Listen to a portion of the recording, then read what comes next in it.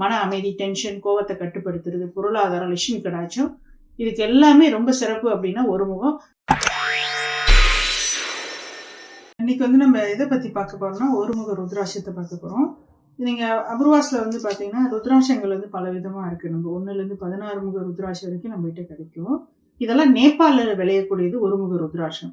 இந்த பாத்தீங்கன்னா ஒரு முகத்தை இன்னைக்கு பாத்தீங்கன்னா பல வடிவுல நம்ம டிசைன் பண்ணி செய்யறோம். இந்த மாதிரி சமஸ்கிருத ஓம் வச்சு, ஸ்டோன் வச்சு இந்த மாதிரி செஞ்சு இது நம்மகிட்ட கிடைக்கும். அதே மாதிரி சிம்பிளா சிலர் மாணவர்கள் ரொம்ப பல்கியா போடக்கூடாது, ரொம்ப சிம்பிளா போடணும்னா இந்த மாதிரி நார்மலா இந்த மாதிரி கம்பி கட்டி அந்த மாதிரி போடலாம். இது சில்வர்லயும் செய்யலாம், கோல்ட்லயும் செஞ்சு கொடுப்போம். நம்ம உங்களுக்கு வேணும் ஆர்டர் கொடுக்கலாம்.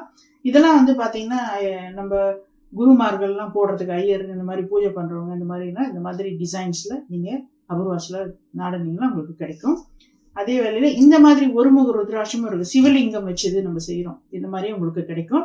ஒருமுக ருத்ராட்சம் பொதுவா எல்லாருமே பயன்படுத்தலாம். அதுதான் ஒவ்வொரு ராசிக்காரங்களுக்கும் பேசிக்கா ஒரு ருத்ராட்சம் போடணும்னா ஒரு முகம். இது படிக்கிற குழந்தைங்கள இருந்து வேலை செய்யறவங்க வரைக்கும் யார் வேணாலும் இந்த ஒரு முகத்தை அணியலாம். மன அமைதி, டென்ஷன், கோவத்தை கட்டுப்படுத்துறது, பொருளாதாரம், லட்சுமி கடாட்சம், இதுக்கு எல்லாமே ரொம்ப சிறப்பு அப்படின்னா ஒரு முகம். பொதுவாக மிக முக்கியமா படிக்கிற குழந்தைங்களுக்கு இந்த ருத்ராட்சம் ரொம்ப வகையில உங்களுக்கு கை கொடுக்குது. மூளை வளர்ச்சிக்கு ரொம்ப சக்சஸ்ஃபுல் லைஃப்ல கொடுக்கறதுக்கு, ஞாபகத்தை அதிகரிக்கிறதுக்கு, இந்த மாதிரி சில கோபங்கள் தாபங்கள் வர காலகட்டத்தில் அது எப்படி ஹேண்டில் பண்ணலாம், இந்த மாதிரி விஷயங்கள்லாம் இந்த ஒரு முகத்தை அணியறதுனால அவங்களுக்கு சாந்தியும் சமாதானத்தையும் இது கொடுக்குது. நன்றி, வணக்கம்.